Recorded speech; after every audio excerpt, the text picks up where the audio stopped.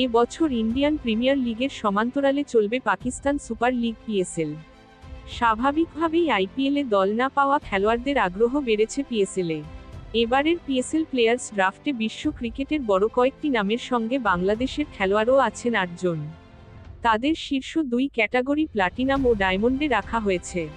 আগামী শনিবার পিএসএলের 10ম আসরের প্লেয়ার্স ড্রাফট অনুষ্ঠিত হবে বেলুচিস্তানের বন্দর নগরী গোয়াদারে।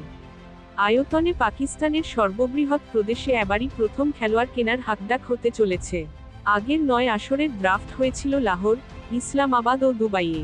প্লাটিনাম ও ডায়মন্ড ক্যাটাগরিতে থাকা 8 বাংলাদেশি হলেন সাকিব আল হাসান, মোস্তাফিজুর রহমান, মাহমুদুল্লাহ রিয়াদ, তাসকিন আহমেদ, হাসান মাহমুদ, রিশাদ হোসেন, তানজিম হাসান ও তাওহিদ হৃদয়। এবারের ড্রাফটে 19 দেশের 510 ক্রিকেটার নাম নিবন্ধন করিয়েছেন। যেসব বিদেশি খেলোয়াড় আইপিএলে দল পাননি, এমন অনেকেই পিএসএলের ড্রাফটে নাম দিয়েছেন। পিএসএলের নিয়ম অনুযায়ী, ড্রাফটের আগে একটি ফ্র্যাঞ্চাইজি সর্বোচ্চ 8 খেলোয়াড় ধরে রাখতে পারে। বর্তমান চ্যাম্পিয়ন ইসলামাবাদ ইউনাইটেড, দুবারের চ্যাম্পিয়ন লাহোর কালান্দার্স ও 2019 আসরের চ্যাম্পিয়ন কোয়েটা গ্ল্যাডিয়েটর্স 8 জন করে খেলোয়াড় রেখে দিয়েছে।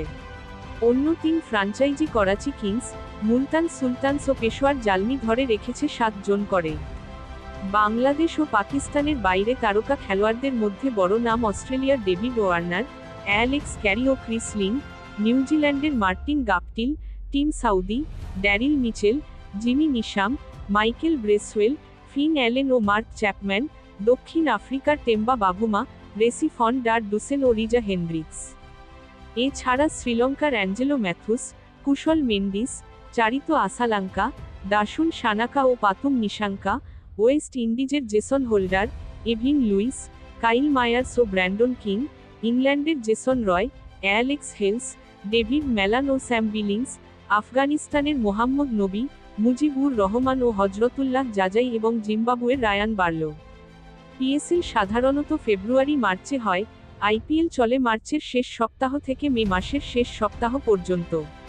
কিন্তু এ বছর আইসিসি চ্যাম্পিয়ন্স ট্রফি ফেব্রুয়ারি-মার্চে হওয়ায় ওই সময়ে পিএসএলের 10ম আসর আয়োজন করতে পারবে না পিসিবি।